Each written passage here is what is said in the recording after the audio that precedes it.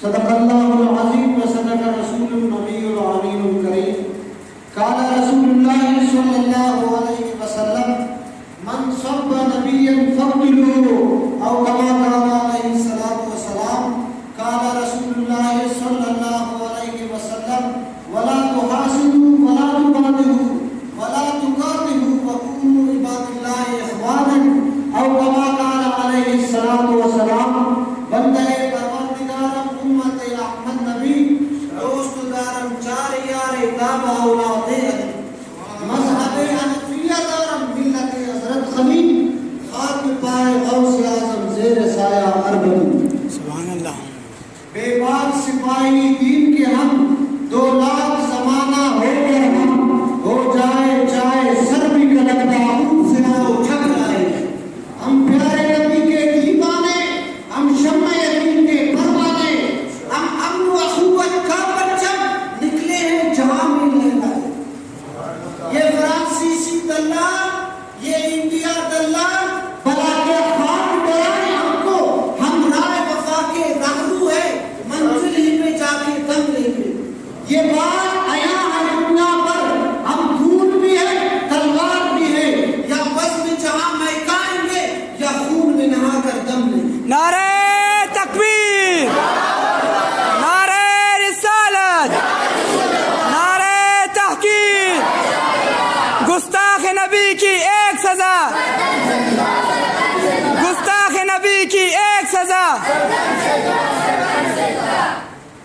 امیر المجاہدین علامہ خادم حسین نور اللہ مرکزہ یہ حدیث پڑھتے تھے من سب نبیا فقتلوه بعض لوگوں کو گستاخوں کو یا گستاخوں کے اداروں کو بھی تکلیف ہوتے تھے کہ یہ حدیث ضعیف ہے سن لیجئے وہ کہتے ہیں یہ ضعیف ہے سن لیجئے آپ کے آباء و اجداد ضعیف ہے یہ حدیث ضعیف نہیں وہ کہہ رہے ہیں کہ سکہ روایت چاہیے سکہ روایت قرآن سے سن لیجئے ملعونین اینما ثقفوا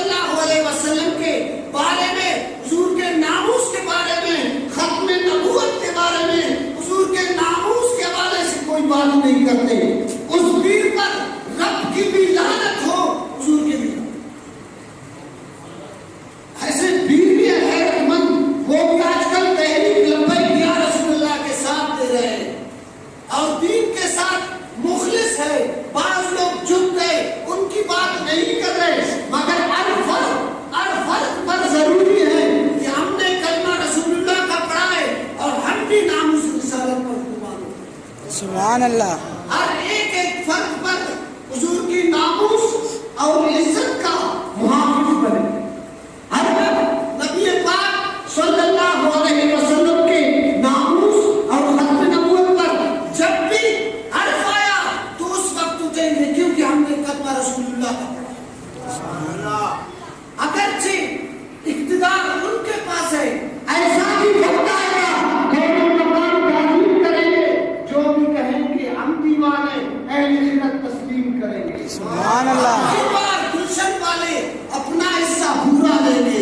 جاگ اٹھے ہیں دیوانے، دنیا کو جگا کر دم لیں گے. عزت سے جیے تو جی لیں گے یا جام شہادت پی لیں گے. سبحان اللہ. عزت سے ہوا تو جی لیں گے مگر جام شہادت بھی پی لیں گے. کلمہ رسول اللہ کا پڑھا ہے، یہ جان اگر رسول اللہ صلی اللہ علیہ وسلم کا ناموس نہ رہی تو ان جانوں کو کیا کرنا ہے، ماں باپ کو کیا کرنا ہے، اولادوں کو کیا کرنا ہے، خاندان کو کیا کرنا ہے، یہ بھی برباد ہو جائے. رسول اللہ کے سامنے عزت نہیں رہتی. حضور نبی پاک صلی اللہ علیہ وسلم اور ان کے ناموس پر ہم مر مٹتے ہیں اس لیے کہ حضور علیہ السلام کا کلمہ ہم نے پڑھ لیا ہے، کسی اور کا نہیں پڑھا ہے. خندق کے موقع تھا، اس وقت عمر بن عبد خندق کو کراس کر اعلان کیا کوئی مسلمان غیرت مند ہے کہ میرے سامنے آ جائے. عمر بن عبد وہ ظالم ہے جو 10,000 کے مقابلہ کرتا تھا، 10,000 بندوں سے اکیلا مقابلہ کرتا تھا. عمر بن عبد اتنا پاورفل تھا مگر کافر تھا. تو حضرت علی حضور کے بارگاہ میں عرض کیا یا رسول اللہ مجھے اجازت دو، عمر بن عبد للکار رہے مسلمانوں کو، ہمیں اجازت دے، میں ان کے سامنے جاؤں گا. حضور نے فرمایا بیٹھ جا بیٹھ جا.